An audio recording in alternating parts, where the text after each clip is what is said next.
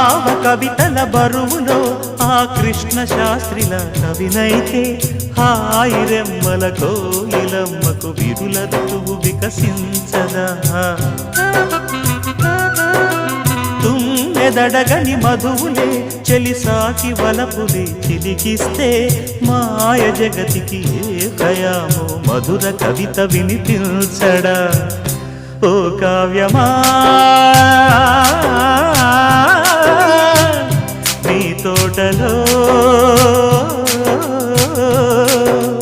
నవరస పోషణి గాలిగా